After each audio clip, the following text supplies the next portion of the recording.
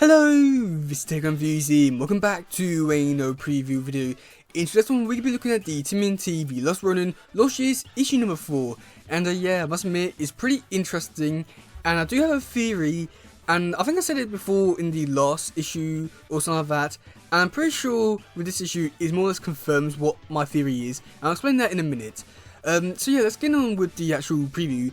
So first start off with Mikey. He's in this battle arena cage thing as he was kidnapped in the last issue. He's in Ukraine now, and yeah, that's all I can really say about it so far. And he's just there, just in a cage. He's about to fight someone, and I guess we'll find out who he's going to be fighting later in the issue, but we don't have the information just yet, so I guess that'll be a wait and see type of situation. But yeah, I mean, the only thing with this bit here, even though this seems like really cool and all, we already know that Mikey's going to live and going to go and be the Lost Ronin and stuff like that, so, you know, I can't be too excited for it, but I'm excited enough for it. So then going into the next fallen bits, which do get a bit more interesting. Okay, so we do go back to the present, and we do get to see some cyan ninjas, which April and Casey have built, and do get to see Odin and Mojo come down and they destroy them, which must admit looks pretty cool. Also do like the cyan ninjas with them looking a bit more different. I was thinking like more like bug-like, which I must admit is pretty interesting and really great. And that's when we do get to see Mojo is now using glasses and like doing technology stuff like Donatello, which, oh my god, that's amazing. Really do like the creativity they went with here and looks really great. And that's when we do go and do get to see Uno, who's just there, and sort of getting a little bit annoyed that basically no one's really doing much and not doing it at a fast pace. So that's when we do go into the next page, where we do get to see Uno just jumps in and smashes the door in, and that's when all of them get shot by paintballs, and that's by Casey Marie Jones, who tries to teach them all a lesson about like learning and about learning how to like break in and stuff like that, and also how to be ninjas and stuff like that. And that's when we do go into the next page, where we do get to see Casey go and talk off with Uno about explaining the importance of like more or less like working together and counting on each other. Which my theory is basically each issue they're going to be teaching one turtle a lesson, and in like the Lost Ronin 2, they're more or less going to like basically be like the key points for the turtles and like how they are and stuff like that. So yeah, and yeah, so going into the next bit. That's pretty much what I really talk about. Casey tells all the others to go off, and that's when Casey talks to Uno, talking about like time. Basically, she disobeyed the Lost Ronin or Mikey's orders, and it could have like killed pretty much everyone who was working with them. But luckily, it didn't turn out that way.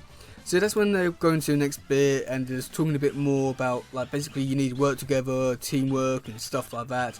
Stuff you pretty much heard all before, and that's when we do get to see that the dummy that's going after was April but a fake. So like a little like reference to how I did it in the 87 show, which was always kidnapped, tied to a chair and stuff like that. Yeah, pretty cool reference, I can't deny. And yeah, so I've got to think that's pretty much where we do leave off with the Future Turtles. I will have to see a lot more of them, and I do feel as though that like this bit here with them training and stuff like that is really interesting, really cool. We'll definitely have to see a lot more of them, but well, we know how they're going to play out. Probably not going to do much with them, so yeah.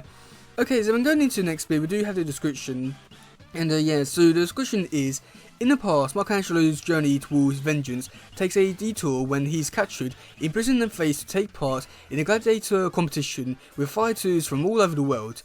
Through new friendship and formed with would-be foes, one thing is certain: the only way, the only way to attain his freedom is to fight. It will take all Michelangelo's skills to defeat and oh god, I hate this. To defeat all those who stand between him and vengeance.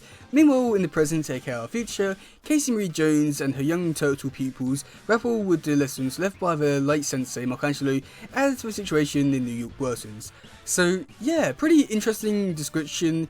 I would say that it does sound a bit interesting, but at the same time we already know that Michelangelo's going to escape and stuff like that, and it's going to become Lost Ronin, so I can't get excited too much for it, but the the stuff with the Future Turtles is where I'm more interested in. But I've got a thing with that 5-page preview bit, that's pretty much what we're going to see with the Turtles, which I hope it's not, because I want to see a lot more of them.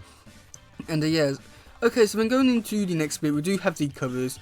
Okay, so the first one is done by, S.L. Gallant. I must admit, it is really cool with him like standing over all the like dead bodies. Looks really cool and really sets up like the tone for this issue, which again, must admit, it looks really great, it's really cool. And yeah, it just sets everything up for this issue, which just looks beautiful.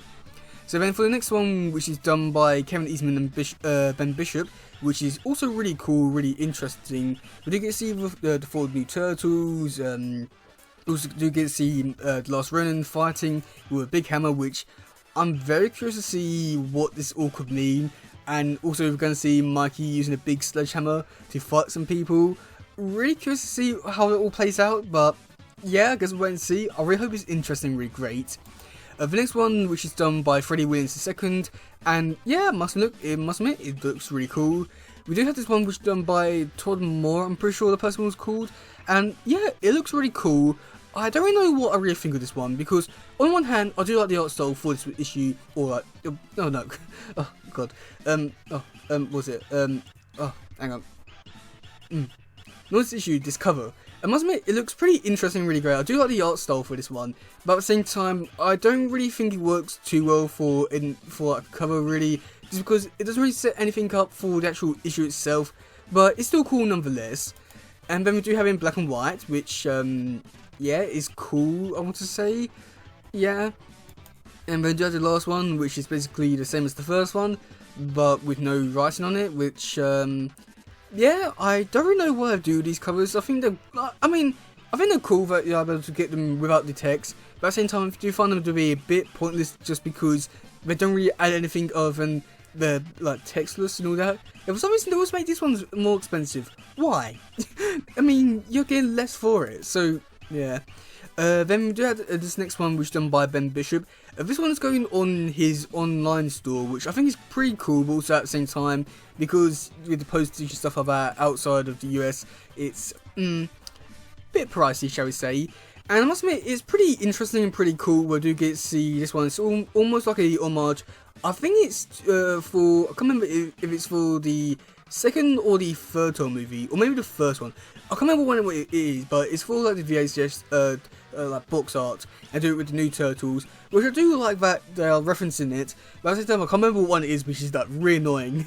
But I must admit, overall, this artwork here looks really great, really works well for this stuff.